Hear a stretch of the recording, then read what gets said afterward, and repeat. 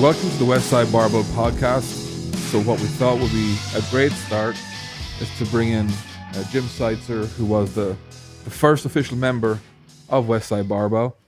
Jim, thanks for coming in. And just to get started and into the swing of things, before you even got to Westside, what sports and what did you begin with? Well, I started out doing gymnastics in high school, and then got a scholarship to Ohio State University. I was a specialist. I was still rings, and did some parallel bars, but mostly rings. Had a great college experience in gymnastics. Really loved it. Lettered my first 3 years. 2 weeks before the Big Ten meet in March of my junior year, I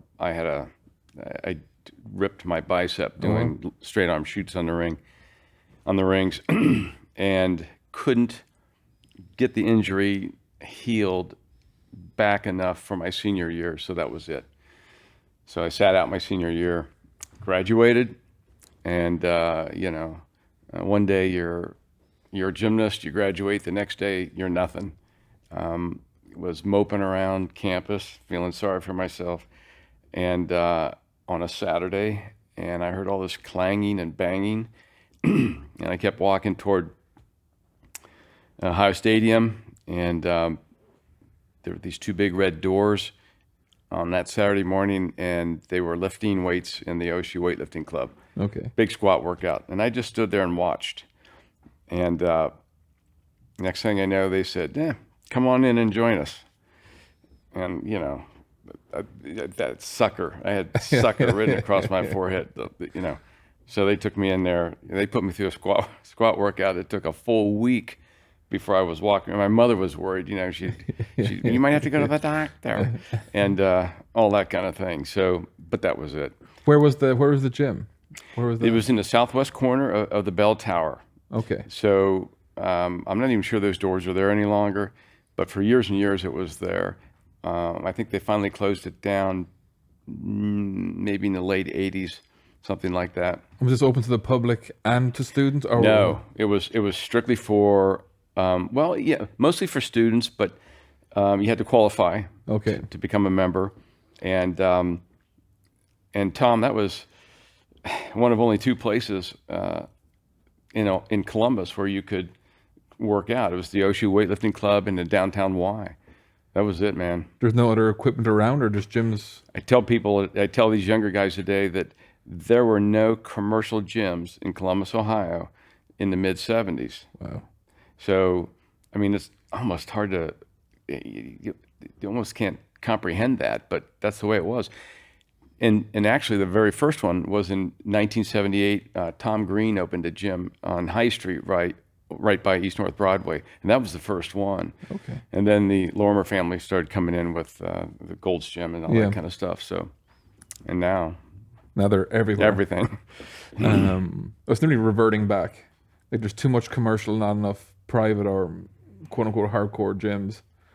So when you went in through those doors, went through your squat workouts, and you got over recovering, did something click and you're like, oh, this is for me compared to, or to replace gymnastics? Yeah, because like I said, my college athletic experience was so great. Had a great coach, instilled all the good qualities of competition, healthy competition, and just loved it, man.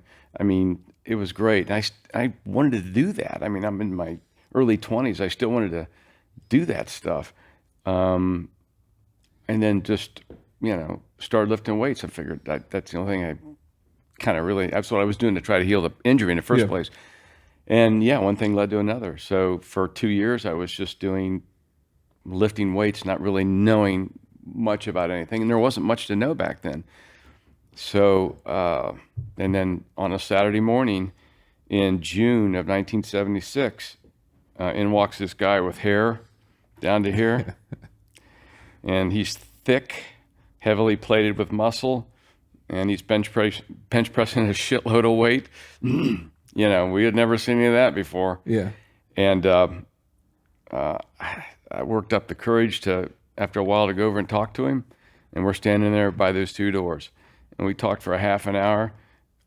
Finally, he goes, just come down to my place next Saturday. And that was it. That was it. That was Louie Simmons. Hard to believe he had long hair. Long hair. He had hair down to here. 1 week later, when I knocked on the door at 590 Larkham, what comes to the door but this guy in a T-shirt who was bald? And that was it. He never let hair grow out again, you know. So then he started growing the Fu Manchu and all that kind of stuff with his signature. And so I thought, and back then, nobody had bald. You know, nobody was bald. That was really unusual. So you're thinking, I'm already thinking, is this going to go well? Who knows? But yeah, so we had that first squat workout downstairs on a Saturday in his basement. And who else was there? Was it just you and him at the start, or it was me and him and Jeff Fisher, who didn't last very long. He was kind of like someone I lived in a neighborhood that was probably there to support Lou more so than anything. And then Bill Whitaker started coming in. He lived just on the other street, the other side. He was in vet school. Okay. And then next in was Tom Palucci, and then Tim Gallagher. And we were the 5 original ones. So Palucci, Gallagher, Whitaker, Simmons, Seitzer. That was it for several years. How did you all meet? How did this all come together? Yeah. I don't know how the other guys got in there. I don't recall that much, but Lou basically, after 10 years of training on his own, I think wanted to have, other people in there. Yeah. He had made that decision or come to that realization somehow. So I don't know how the other guys, I just remember we all started coming together right around the same time. Yeah. That's a lot of different personalities. And it's amazing that you all were able to coexist in a small basement at the start. Right. And it was in that basement for not very long, maybe a month and a half or 2 months. I've heard many stories of the basement, of bars getting broke and going through ceilings and walls. Any truth to these stories? Not that I recall, but it was really a tight space. Then you're in the garage. Everyone's in there training. Were you all just trying to figure out how all this worked? This is when the trial and error and experimentation started? Yeah. Lou knew how to, he was power squatting, with, wide stance, low on the back. Mm-hmm. He had perfect form, and he made sure we all were lifting that way too. Deadlifting also, we were all, for the most part, except for Palucci, sumo stance deadlifters. Mm-hmm. Bench pressing, we just all had good form because of Lou. He made sure we had that. He definitely led the way on all that. Mm-hmm. We didn't know anything. I didn't know squat. I didn't know anything. I mean, I go down there weighing $155, and I'm after the first several weeks of squatting, I thought, this is a waste of time. I'm not getting a pump. Yeah. I'm barely breathing hard. I'm getting smashed by weight, but I just didn't think it meant anything or anything good was going to come out of it. And I couldn't have been more wrong. Did everyone have their contributions? So when you guys would finish training, would you talk about training ideas, or would you just get in there and get out and let Louie lead the way, or was it a combination of everybody? In and out. We didn't know anything. I mean,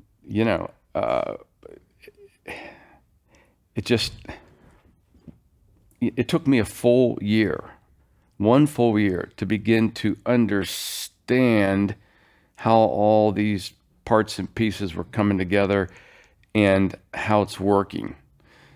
So I put on 20 pounds of good quality muscle that first year. 20 pounds.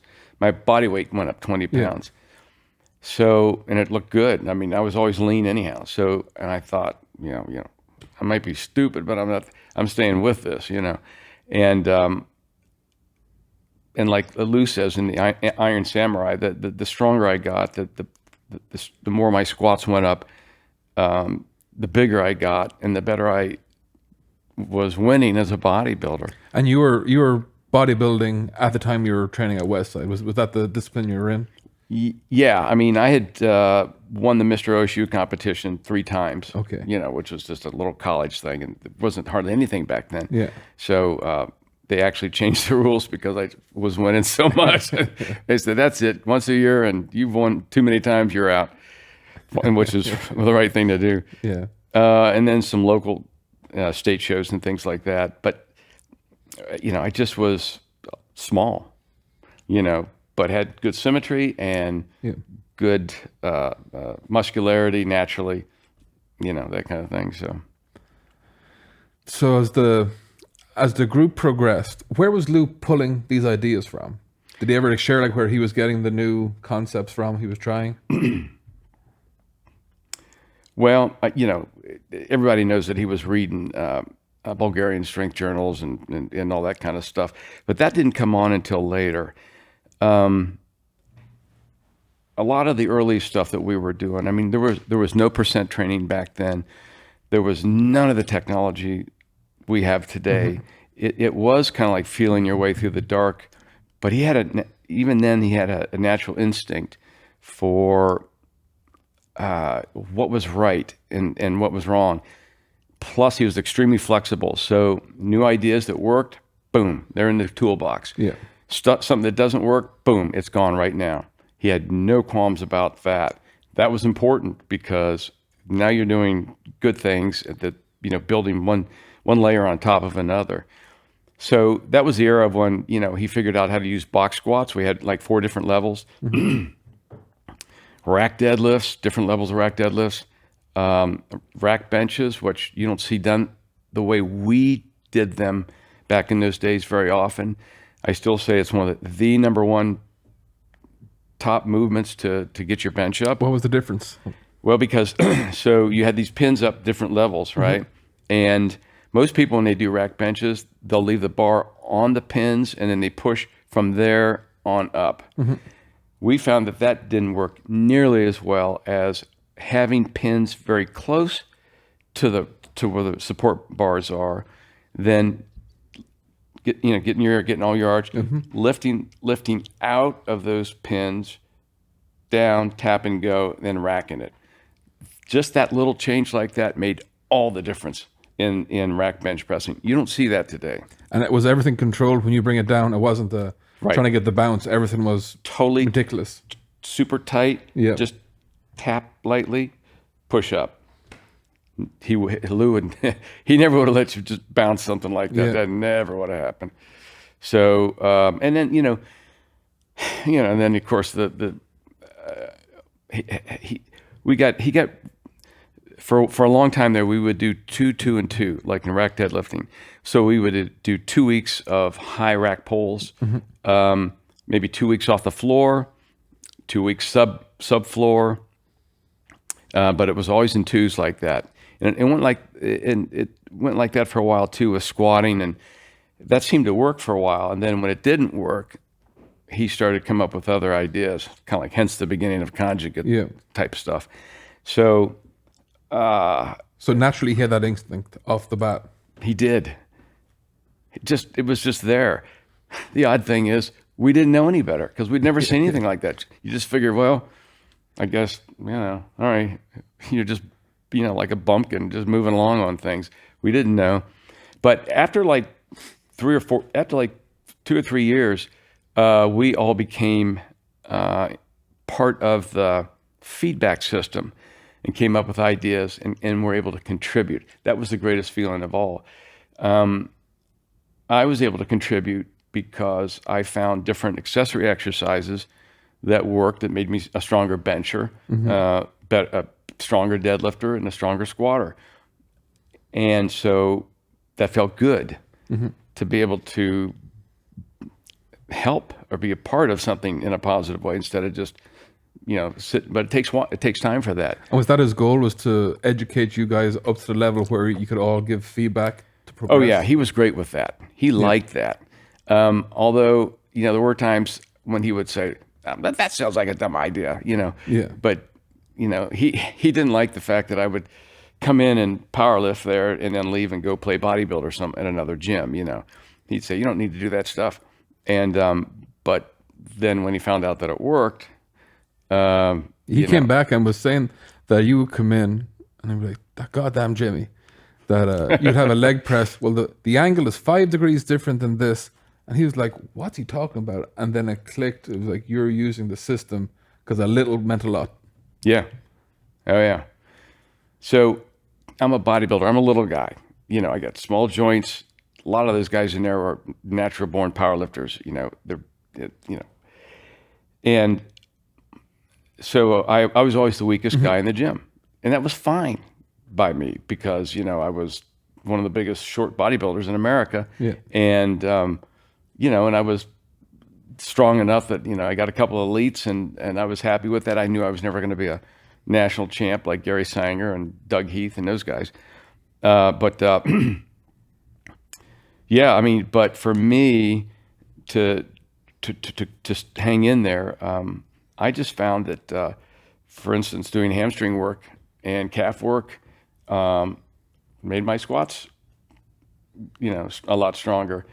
Doing shrugs made my deadlift stronger. And Lou used to he'd bust my chops. He'd say, what are you doing those damn shrugs for? They don't do any good. And I said, okay, all right. So I'd stop doing them for a while. Then my deadlift would go down. And then I'd secretly start doing them again at another gym. My deadlift went up. Well, 2 or 3 cycles of this, I told him, I said, I don't care what you say. I got to do this stuff. Just leave me alone, would you? And so biceps for benching, and then rear delts. I think rear delts, when Lou saw how working, the upper back rear delt area, how much that improved bench pressing.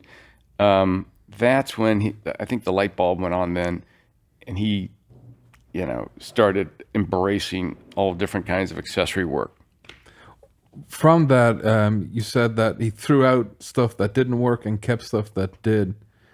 Is there anything that you could share that you're like, I can't believe we tried that, looking back now? I've put a lot of thought into this, and looking back over the years, he had an unusually high success rate of ideas. And the best I was able to figure was 8 out of 10. So 8 out of 10 of his ideas were good, and they worked, and we kept it. 2 out of 10 weren't, and they got pitched.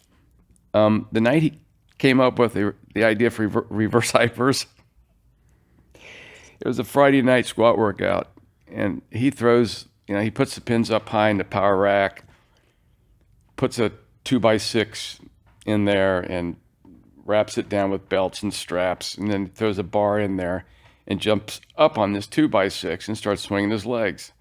Well, you have no idea how we busted his chops on this. I mean, we're laughing like hell, really, really on him. Yeah. And, he didn't care. He just kept doing it. He had a broken back. He was,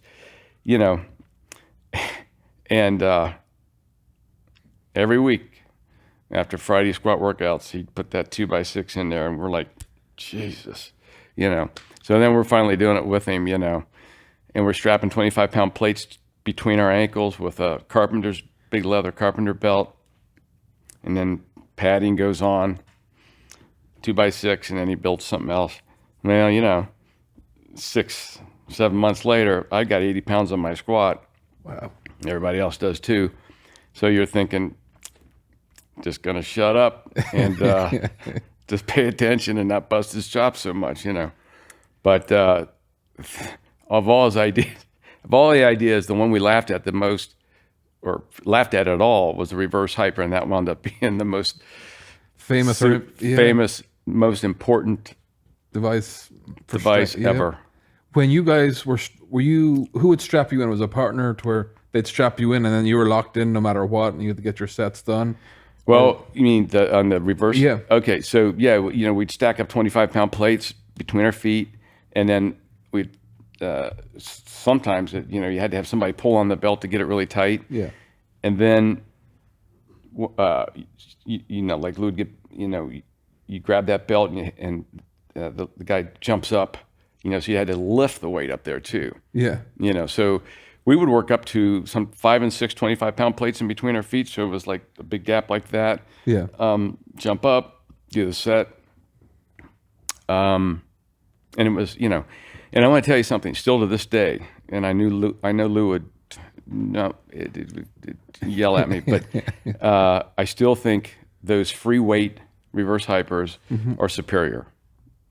Why is that? They just are. At least for me, they were. Is it because there was having no control made you control it more? Yeah, there was more control involved, and I think it was you were able to target the muscle area, the mechanics of the movement better. I've spent a lot of time on reverse hypers over my life, machines and the freestanding style like that. I think if you talk to any of the other people that were in that garage over those years, they would probably agree with me. Well, probably too, when you look at the practicality and the vast majority of people, it's hard to educate them how to do the machine right. But I can understand what you're saying from a free weight aspect. Right. But for everything, what made Louie amazing in multiple ways was that he weighed the pros and cons in an instant. And he would give you the answer, and you'd be like, that's not true. But by the time it would take you a couple of days to go through everything, you'd be like, oh, he's right. He just right. He like was that. Always. It was in. You got to the point where you thought, well, that doesn't sound quite right. But after being wrong, when you think that way so many times in a row over like 2 or 3 years, whenever you hear something you think that doesn't, your instincts now are to go with it. And he was usually right. The smartest thing he did was turn the reverse hyper machine into a swing arm apparatus, because you're right. How would nobody would be doing it today if you had to strap 25-pound plates to your ankles. That's just not going to happen. Well, and and the only difference really is just a very small percentage, maybe 3 or 4% difference, but you could tell it. And only you group can really compare it, because you were there at the inception of everything with Lou, and you can feel that difference. And we get it today that a lot of people don't understand. You got to pull the weight from the heels. Exactly. Everyone's like, either some version of a leg curl. They don't do it correctly. They do it too fast. You had no choice, because it was a dead hang, because you were actually holding the weight down to where the machine's doing a lot of it. Right.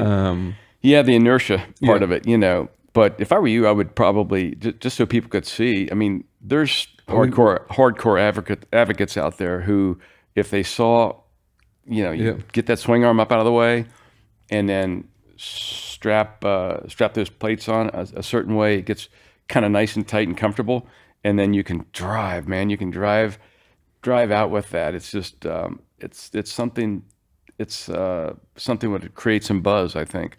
You heard that from Jimmy, not from me, because we're not getting in trouble for whatever happens. So at this stage, when you're going through and Louie had broke his back. Yeah. What was that like when that happened at the gym? I remember it really clearly. Of course, he's upset. He can't squat.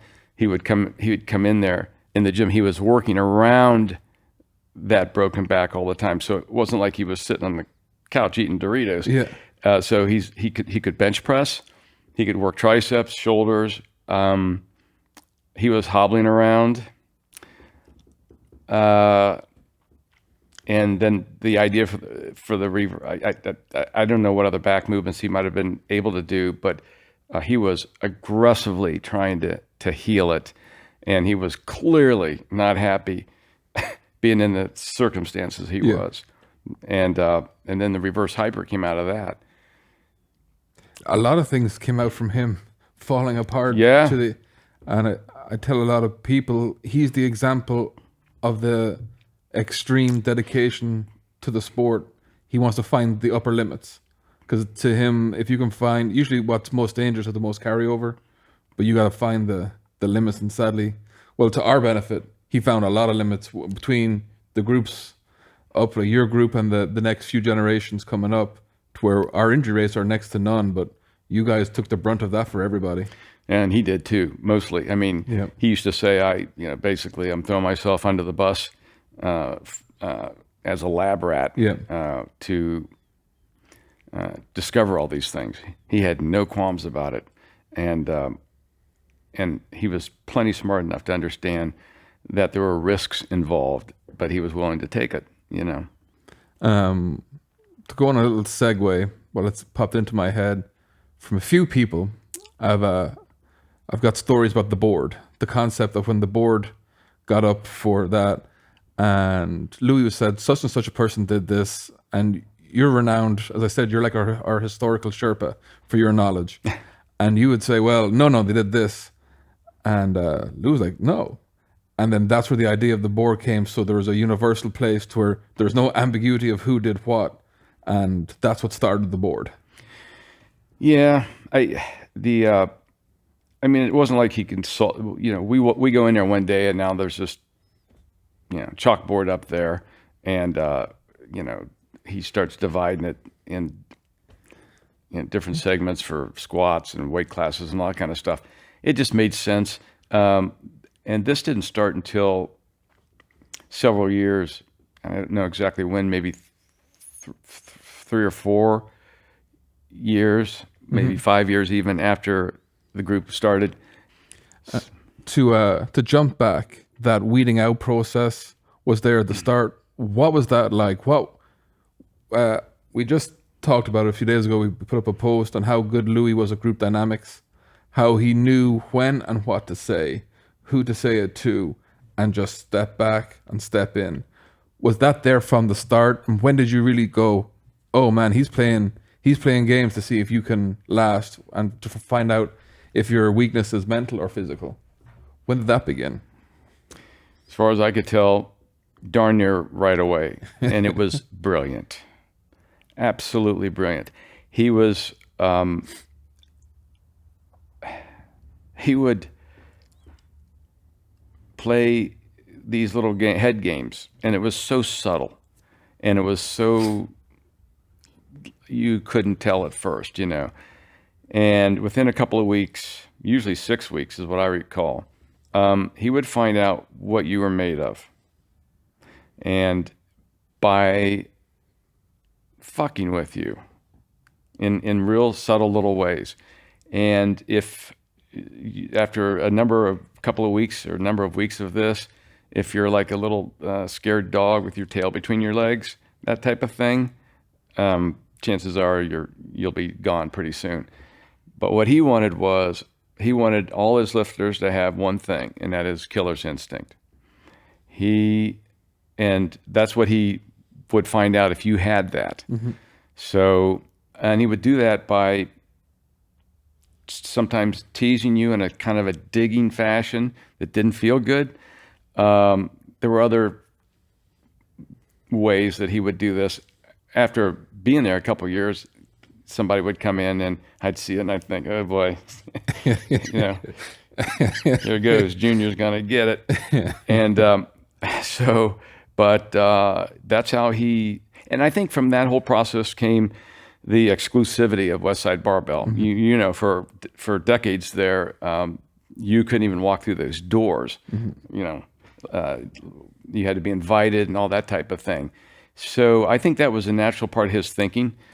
But yeah, he would mess with you, and he did it with me in the early time. And at first you're like, God, and I'm the kind that's like, geez, what I do wrong now, And then after he's throwing left jabs at you a little while, it's like, I remember thinking, I got mad at him, and I think I said, what the fuck's wrong? What, I got pissed. And then now I'm under a heavy bar squatting, and I'm pissed off. He would get me mad, and fired up like that. That's what he wanted. That's what he wanted right there. Then once you understood what's going on, and I'm assuming the other members, the founding members that were there, probably just as quick figured out, okay, this is the way it is. did you guys hold everyone else to the same level that came in? Oh yeah. Oh yeah. I mean, Gary Sanger, who wound up being a great 198, I brought him in, and I'd seen him at the Ocean Weightlifting Club for a while, and I've seen this. I'm paying attention to him after, like, for a couple of months, and I told Lou, I said, "There's this guy at OSU. He looks pretty good." And even back then, Lou would say, "Don't bring any, losers in here." Yeah. And so, I'm spending another couple of weeks observing, and I said, "This is no loser." And he's really Lou's very reluctant. I bring him down. I remember bringing Gary down there. He's taking a squat workout, and I remember Lou playing with him. Playing with his head. With Gary. Yeah. Gary's just like all business and very aggressive, and he wound up being a huge contribution to the garage. One of Lou's training confidants. Yeah. Where they would sit down, and that's where he realized you don't criticize, you analyze. And they would analyze and go, "Hey, what does Jim need? What does this?" And that was the thinking process. That was that method that started coming in. Yeah. Gary was Lou's first real collaborator. Yeah. Okay. Whereas the rest of us, we were pretty much conditioned to go along with what Lou said. He was very strong-minded even then, even though he had ideas about different things. But Gary and Lou really had that mind meld about training ideas that Lou always had in him, which then comes out years later. But yeah, those two guys came up with some good stuff. How many generations of lifters did you stay through? Because there's always been groups. Yeah. But there's been people who've transcended, like, go to each group, and then some had a graceful, out, or and then others not so much. But how many of those groups did you stay through? Yeah, I started fading out when it transitioned from the garage to that first gym on Briggs. On Briggs, and I was training there still for a while, and then it went from Briggs to Demorest, I think. By the time I got to Demorest, I was in there a little bit, but basically I decided, I was still lifting heavy. Yeah. I just wasn't competing. And I lifted heavy and up until like 2005 and 6, when I started having shoulder issues. But yeah, I mean, so I was there all through the garage years, every bit of the garage years, and saw a lot of people come and go. It was a great time. But I missed the 90s, obviously, when you had guys like Dave Tate and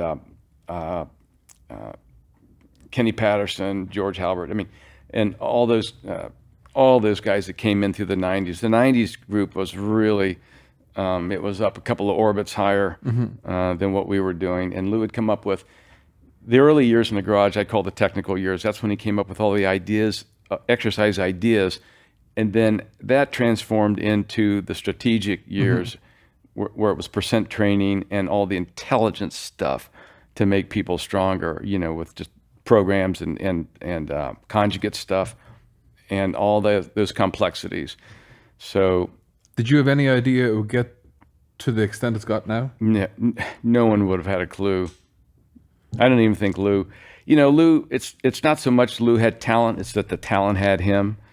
So he was so gifted with all this that it just says, "Come on, you're going this way." He almost didn't have a choice. The creativity and the brilliance of it all just was there. I don't even think he believed. I mean, you know what I mean? It's just like when you first start something like that, it's how you gonna know? Yeah. I still think until it keeps developing. He didn't know, and he didn't want to know, nor should he, because the gym was everything. The gym was the universe. That was everything else was just there. Tom. So he comes up with the idea for reverse hypers that works so incredibly well. It's shocking. And this is the first time we know that this is insanely good. Well, he sat on that idea for like 10 years. I mean, nobody was making anything back then. Yeah. You know, it really came in nobody's mind that, wait a second, this is a very valuable thing here, and a lot of people are going to benefit from it, and it could turn into a pretty darn good business. You know, that was not, you know, that was just the way it was back then. Nothing like it is today. So I think when he started writing for the Powerlifting USA, and he started having success with those articles, that lit the flame for him to, you know, one thing leads to another. Not only did he write, he gave out his home phone number and took calls. Yeah, all the time. Always. Yeah, he always did that. He took calls every day, and that was before emails. So Louie was doing his version of emails before they were a thing. Yeah, he liked helping people. He really did. You have to, he was very generous with his time, and it helped so many people. That's the one thing everyone needs to know about this guy, about how much good he would do for people, just because he wanted to help them. He felt good about himself when he was helping people. I know that. I saw that for years and years and years, you know. And he used to tell us early on, he would say, you have a duty and a responsibility to pass this information on to other people. And we all took up that mantle. So, you know, wherever gyms I was training, you know, I would see somebody squatting unbelievably bad, you know, and I'd try to nicely say, you know, why don't you try this, you know? Yeah. But I did that for years and years, and that's because of Lou. Well, obviously the outpouring of stories and everything has been phenomenal to read, but the amount of people he helped in passing, like just by small little comments. And I was telling a story yesterday with some visitors in to see the gym, and we had a Greco wrestler named Ori Elor, and he was 280 pounds, and we're at Manelli's restaurant, and he goes, Lou, I want to get down. And Lou's like, all you got to do is eat meat, eat your vegetables, eat some greens, that's it. And that was it, just stopped. And then continued on talking about training. 8 months later, Ori comes 198 pounds. And Lou's like, what the fuck happened to you? And he was like, I did what you told me. What did I tell you? Yeah. And then Ori made the Olympic team. And like, there's so many of these stories that Louis gave these little nuggets. And because Louis talked, like the cliche of like drinking water from a fire hose, he threw out so much information that once you could grab little nuggets, that's all you needed. And it would set you on. And a lot of people, a lot of stories, a lot of gyms wouldn't be there. Mark Bell, I think, said this in his podcast about Lou, is that who was inventing equipment? Like, it was so hard back then to find someone to take do prototypes, test them out, and then sell it. He was a one-man show. He started, like, basically been able to do that. He was there at the start when Rogue Fitness were there. He was there at the start for a lot of what we take for granted nowadays. Yeah. Like, the sharing of information wasn't there. Going over to people, like, there's no Facebook, there was no any social media, but he would go and talk and chat and stop at places and try things and did everything, did his own research. The private sector wasn't really a thing. And then Louis showed people how to train athletes outside of their own networks. And then you have a whole private sector booming. There's a lot of stuff that has roots and contributions to this gym and to Louis and to the founding groups. Because if that's a thing that I don't think people understand fully. You had Louis, but you had the people with him. And that's how all this came. And he knew that. He used to say, you can say whatever you like about me, but just don't talk bad about my club. Because that's how important Westside and the group members were. And every generation gave back to where, look at the heights of the last 10 years. Like when Dave Hoff was here, became the strongest powerlifter in the world. I mean, everyone capitalized on all that information, which all had a start from the two of you guys meeting at OSU and then going to the basement into the garage to where it is now is just pretty phenomenal when you think about it. It's a guy who got in fights every day and hit high school, just barely got through and to create a family too. That was a big thing. Going to breakfast, that was a big thing. Yeah. Just to share stories, like talking shit was one of his favorite hobbies. And man, he was fucking good at it. Yeah. Like he was so good at like very quick witted, had comedic timing, and I don't think people realize like how funny that guy was. Oh, those early days, when he was at the top of his game, he was so funny. It's just, and we were all trying to mimic him. He was so quick-witted, and just it was great. He was so powerful, and he was addicting in a way. His personality and everything. You just wanted to be around him all the time, and you just yeah. I mean, I think as time went on, and he had more and more injuries and problems, and he was in pain a lot. I think it took the edge off of that. Sometimes made him difficult to be around, especially when he was in pain or hadn't slept very much because he was in pain. And that went on for years. That wasn't just something that recently happened. Yep. Yeah, I mean, but geez, he was funny. You didn't have any video. Well, Lou was against trophies. He was against things that kind of recognized, of course we were all that way too, and hardly any photos back in those days because nobody was taking pictures. You had to use a camera with film in it. You didn't have a video camera back then. It had to have been a camera with film in it.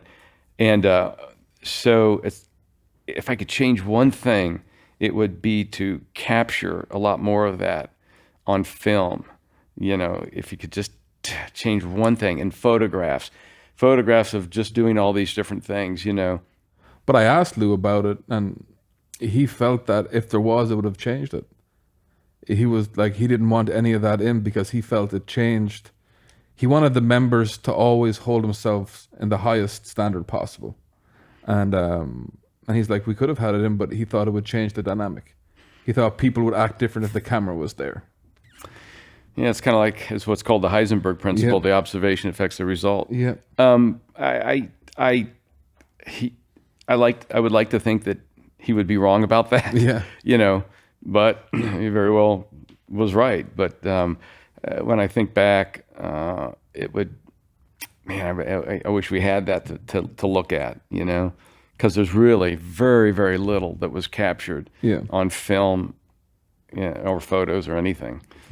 There's a question that I try ask every member, especially in the start generations, is what kept you guys there? Because no one was making you go. The training was hard. The atmosphere was tough. It was all these things that a lot of people wouldn't enjoy at the start. There was no one making you go, but you talked to everyone, they couldn't miss. They couldn't go, they didn't want to go on vacation. And I don't want to tell too many of the other stories because we've got more people coming in, but I know there was people back late 80s that would get 2 sets of flights. If they went on vacation, they would have to fly back for training because you didn't miss, and you fly back out. But Lou wasn't directly there going, they just had this feel like to where... in Hawaii, off the island of Hawaii, once a year, they have these monster waves that come in, and these lunatics go out there and ride these 70, 80-foot waves in. Training down there in that garage was an ongoing monster wave experience. There's no way you're going to miss it. We were high as a kite on doing all this stuff. We were getting strong. We knew it. Things were changing. It was rock and roll.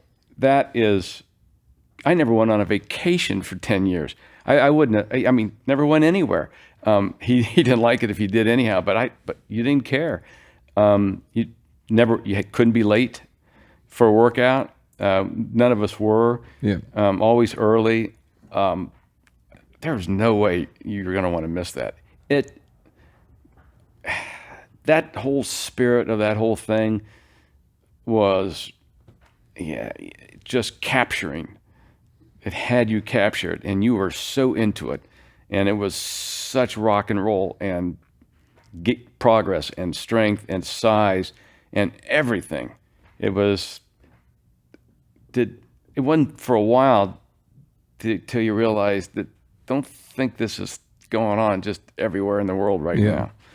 After about 6 or 7 years or so, and then when you could look outside your world, you'd realize that this isn't happening everywhere. Well, you know, John Black up there in Cleveland, Black's Health World. I mean, Ohio and Central Ohio, this is like ground zero for strength. It always has been. You had Larry Pacifico over there in Dayton and Don Reinhout. Roger E. stepped in Wheeling, West Virginia. Louie really respected Roger a lot. He was a beast. But then we started to realize that, you know, once you got too far away from Ohio or that Midwest area there, it dropped off. I mean, there was nothing going on in New York or, you know, up and down the East Coast, relatively speaking. And you know, not so much out in California, but it was just happening there, man. I mean, why do you think that was? Don't know. I really don't know. You think it was the blue collar spirit, or was it industry? What was, like, if you look back in Ohio is an extremely strong state, and the surrounding states, it's really is baffling. Well, you know, you can't ski here in the winter. I mean, the best time to lift weights is in the wintertime. I mean, and what do you got in Ohio? You got nothing. You got cold weather, you know, and it's just, and I think you got to, and the population is, it's right for it. You know, you got talented people from different parts of the world that came, you know, immigrants that came over, and, you know, and it just happens. Football was always been big here. It just happens. You know, how come you don't have it in South America? How come there aren't world champion powerlifters coming out of, let's say, Rio de Janeiro all the time? Well, probably has a lot to do with where they're living. But you have soccer players. You got soccer players. So everyone, I get what you're saying. Yeah. It has something to do with that. I'm sure there's someone out there that's done a study on it, but back to training at the garage. Is it true that you guys would wait if Louie had to, with work or whatever, it might be at 10 o'clock, 11 o'clock at night, that whatever the time is, everyone was there to train? Everyone was there to train, but I don't ever remember it at 10 or 11 o'clock at night. That didn't happen. He would come in, you know, he was a crane operator and did all kinds of things. In the really, really early days, he would come in full of mud and have like these overalls on, you know, and then he'd ditch that. Doris would say, get out of here, you know, go around to the back, and then he would jump into his gym clothes. Yeah. So he worked all day long. I saw this so many times. He worked all day long at a hard job, you know, didn't get a moment to sit there and take a 10-minute nap or anything like that. He's out there in the garage lifting and lifting good big weights, making PRs and all that kind of stuff. I never could understand how he did that. Plus, watching a guy leading from the front like that, you're like, well, if he's doing it, I've got no excuse. Yeah, we didn't even think like that. It was just, I don't ever recall thinking that, you know, geez, you know, I don't know how much longer I'm going to stay here. I don't know, you know, it was never that. It was like, you know, it was full bore. It was completely afterburners the whole way. And while this is going on, you're still bodybuilding. Can we talk a bit about how your bodybuilding career went while training at Westside and during? And really, you were probably, was that what you would call power building back then? Was that bodybuilding? Right. Yeah, I mean, most people know that, you know, Louie didn't like bodybuilders, and that I was there because he wanted to prove that powerlifting could make a good bodybuilder. Mm-hmm. And that was all true. So for me, 6 months out of the year, I was powerlifting and going to powerlifting competitions. And then 6 months out of the year, I was merging over to bodybuilding, but always still coming down to the gym, mm-hmm. doing heavy squats, deadlifts, rack deadlifts, and benching, because that kept my size up. So I was the only one that had that benefit of being able to go back and forth between both worlds. What was the question again? Well, I was going through your career as a bodybuilder, but been able to keep powerlifting in a gym. Yeah, I mean, yeah, he was very generous in allowing me to stay there. So, what level how high were you able to get by doing this hybrid? well, yeah. So I was able to win the Mr. Ohio competition because I had been in the garage, and that first year I really gained a lot. My body was just ready to put muscle on. I mean, and we weren't doing any gear back then. I mean, this was all natural muscle building caused by lifting heavy weights the correct way. And I'm in my 20s, my early 20s, and my body was just so ready for this. And it was just like throttle up. And so it's happening so fast, I almost don't know what's happening. So I did a couple of like regional shows, Ohio regional shows, like the Mr. Metropolitan down in Cincinnati, won that, and then won the South District over in Dayton. Went to the Mr. Ohio the first time and got like 5th place.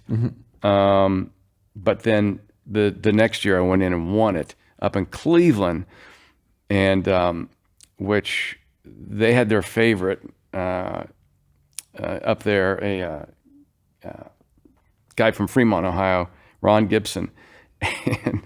And Ron was a big guy, much to his credit, and I don't know how I won that because I got booed because everybody wanted Ron to win. He was a local boy and all that kind of stuff. And I told my girlfriend, I think we should get out of here, while we can.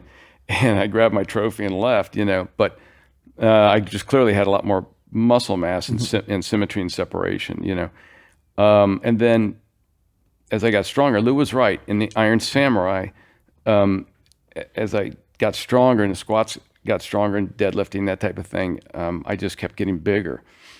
So then 1978, I went to my first national. It was Mr. USA in Pittsburgh, and got 3rd in my height class. Back then it was all short, medium, and tall class. 6 weeks later, I go to the Mr. America in Cincinnati, and I got like 5th there. Okay, but I clearly wasn't ready for it. 1979, that was my year. Like that movie, My Favorite Year? Yeah. 1979 is my favorite year. So I started out in May of 79 winning the opener kickoff for the Nationals, for National Bodybuilding, which was called the Mideast Open. Jim Mannion had it in Pittsburgh. And I turned in a brilliant condition. I didn't even really know how I did it, but I was just full and just ripped to shreds. And it was like all straight ones across the board, and I'm thinking, how'd that happen? I really didn't know. We didn't have the technology they have today. 6 weeks after that, I won the Junior USA in Memphis. And that was a big win. That was a very big win. And that got me, those two got me in the national eye, And then in first week of September of 79 in Atlanta at the Peachtree Theater, I got 2nd place to Ron Teufel in my class. And Ray Menser won it. He clearly deserved to win it. He just was phenomenal. But Ron was very, very close. And I was really close to Ron. He had 4 first place votes and 3 second, and I had 3 first place votes and 4 seconds. So it was really, really close, and it was a lot of fun. That was the most fun bodybuilding competition I ever had. That was a blast. So then now, I'm in the national eye as a real contender for Mr. America contest after that. And I made the biggest mistake of my life. I took like a week off, and I started back training bodybuilding really hard again. And 3 days out of the week, they were 2-a-days. All right. So all through the fall and all through the winter, it's just full throttle. And that was a big mistake, huge mistake, because by the time it got to the point where I needed to start my cycle for bodybuilding and everything, I was a total burned out cinder. Okay. And I knew it. That's when it hit me. I was just burned out, and I wasn't able to, I should have rested a lot more. You know, Dave Hoff is brilliant with that. He knows how to rest. He'll take 3 or 4 months off, you know, from a big powerlifting competition and just chill out. That's the way you do it. You know, at least for us back then. So when your bodybuilding was going on, you had powerlifting competitions too, right? Yeah. And how was your competitive powerlifting career? Well, you know what? I mean, I was okay strong. I loved squatting and deadlifting.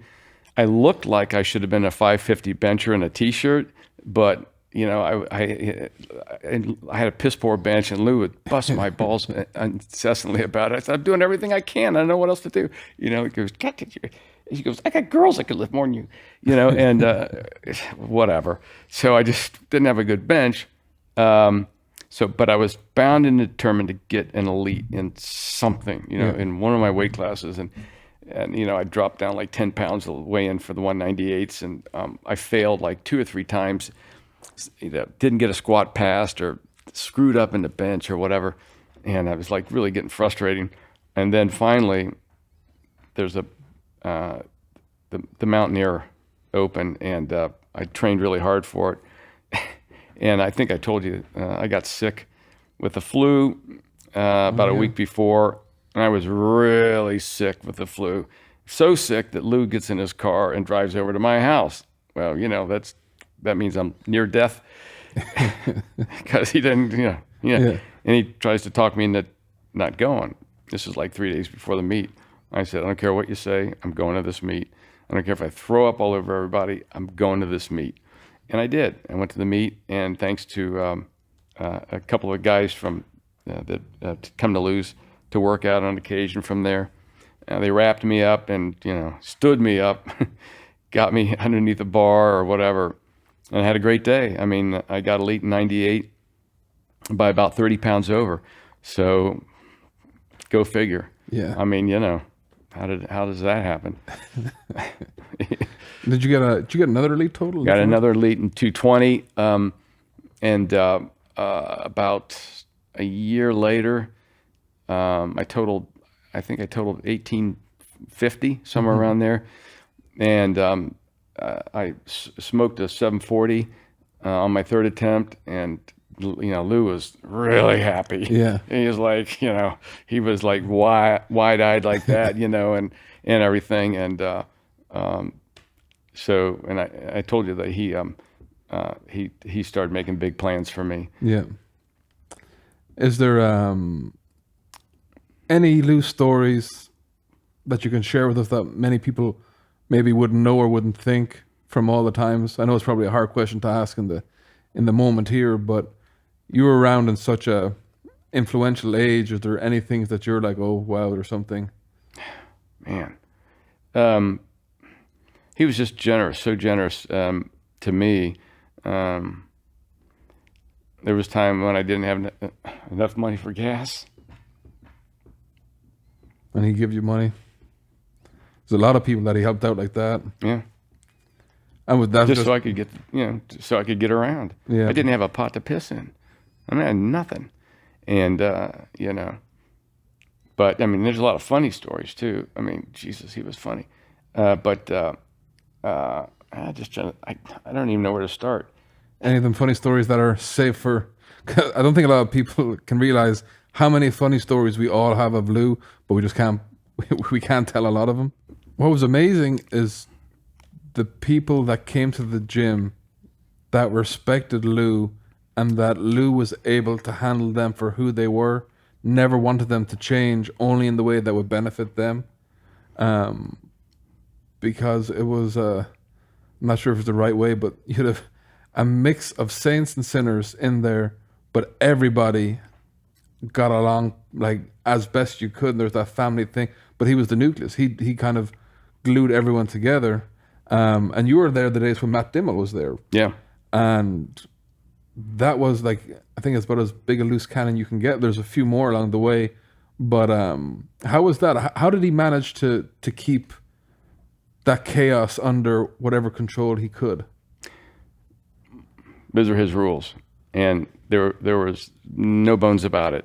There was no gray area. It was, this is the way it's going to be. Everybody gets along. even if you have differences. There was only one person I had problems with, but you table it and you go on with your workouts and that type of thing. Matt Dimmel, you could always feel the tension there. You could always feel that the fuse was lit and it was burning down. Is it going to make it all the way down before this workout ends or not? So Matt was like that sometimes, not all the time, but sometimes you could tell when there was a high amount of tension. You just did your workout, and Matt was like a giant grizzly bear that paid attention, that would only obey his master. So Matt loved Lou, and just Lou had that control over him because Matt was volatile. And so, yeah, but everyone got along down there because they wanted to get along. And you would table certain little problems that you had, like in a marriage. It's like, there's things about each other you don't like, but, you let it go because, and basically everybody did get along,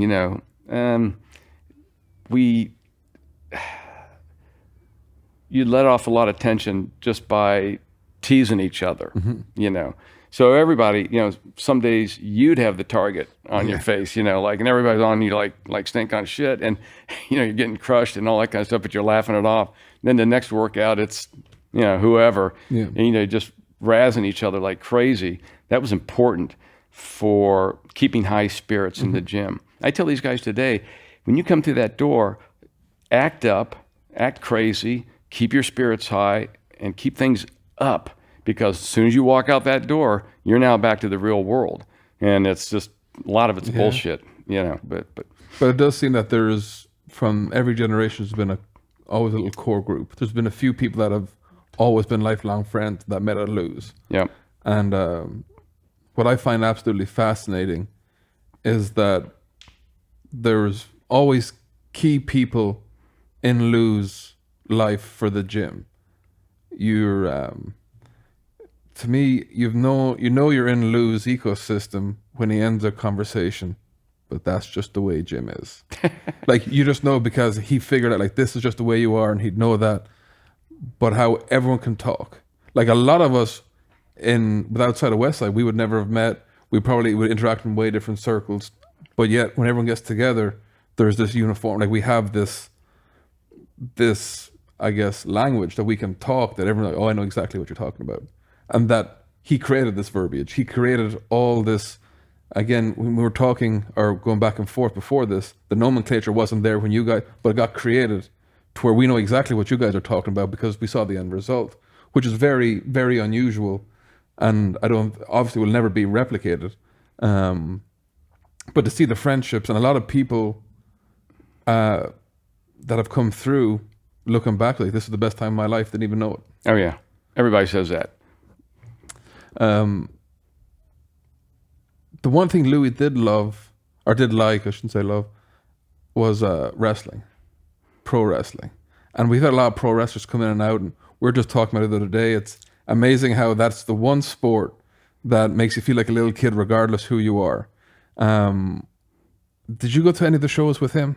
Yeah, he would crack jokes about Bobo Brazil and all, and calling us different wrestling names and all this type of thing. But yeah, back in maybe the early 90s or something, we all went to a big time wrestling show at downtown, and Lou and Doris and Matt Dimmel, Kevin Akins, who was shot putter, Olympic shot putter, and I forget who. There were a couple of others there, but yeah, I mean, we're watching big time wrestling, and he loved that stuff. He really did, and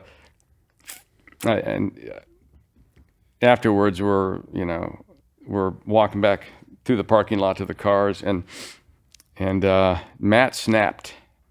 He just snapped like that, and he went after Kevin and attacked him and knocked him to the ground. Well, the next thing you know, Lou is in there, and he's grabbing Matt. He's really grabbing Matt and throwing him off, and is backing him up. Matt's backing up like this, and Lou is just like, "You don't ever do that again. I don't want to ever see that." He was just so. It was a a good movie scene, believe me. Yeah. And and that's when, you know, he was reinforcing that thing that we all get along here, you know, and don't you ever pull a stunt like that again. He never did. That was it. I mean, you know, so, but yeah, I mean, you know, yeah, he loved big time wrestling. He watched it. You come over and he's sitting there in front of the TV and he's watching wrestling. Oh, wrestling,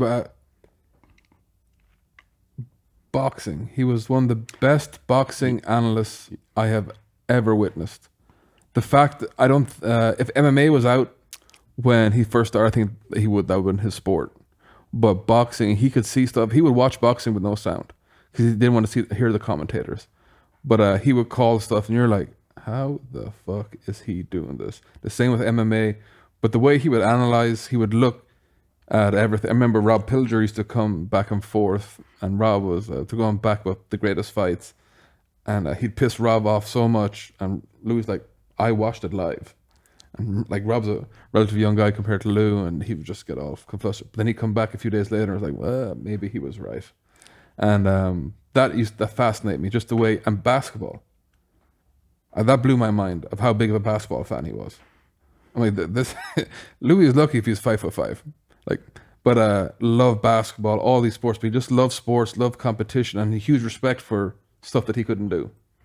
And he carried all that into the gym, and I was very fortunate to see from the back end of things of how he would like basically download everything into his brain and just write it out in this absolute maze of writing, and page 10 could have been page 2, but when he assembled it, you're like, oh, there's a lot of stuff here.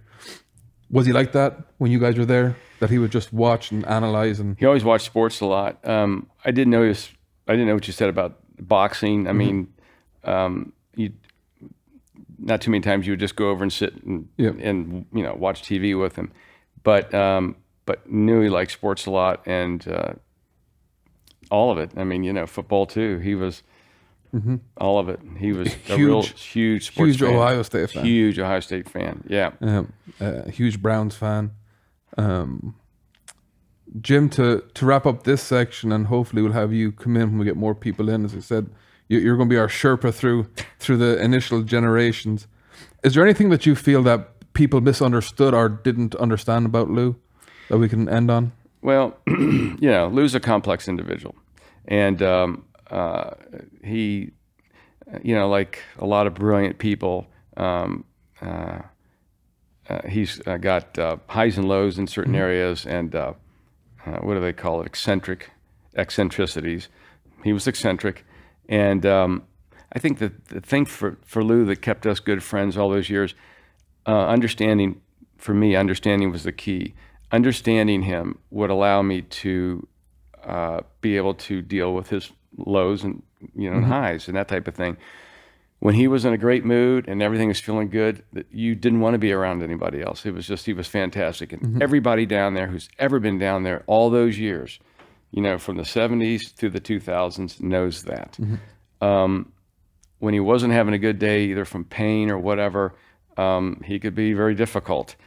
And I would find myself just quietly backing up, turning around, and leaving. That was the best thing to do. Yeah. You know, you don't want to be on the receiving end of it, and you certainly don't want to antagonize him. Yeah. You know, that's a stupid thing to do. I think some people did that. But that's just it. I mean, you know, and I was always 100% loyal to him. He knew that if anything ever happened, he could call on me or call me or whatever, and I would be there. I'd drop what I'm doing and be there for him. That never left between us. That feeling between us was always there. And when I was winning bodybuilding competitions like crazy there for a while, I always told people, first off, the reason for any of my success is because of Lou Simmons and powerlifting. You know, I mean, you know, that, and I go, you know, and then I tell them what I do. Part of the time, bodybuilding, you know, and all that kind of junk. But and that's completely true. All the credit went to him, you know, in powerlifting, because otherwise I'd just be a gymnast that might have 7 or 8 pounds more on me, you know, because I didn't know how to unlock that door to get to all that size and thickness that I had. It was through powerlifting. So he made all that possible, plain and simple. And if you don't credit the right people for these kind of things, you're just making a mistake.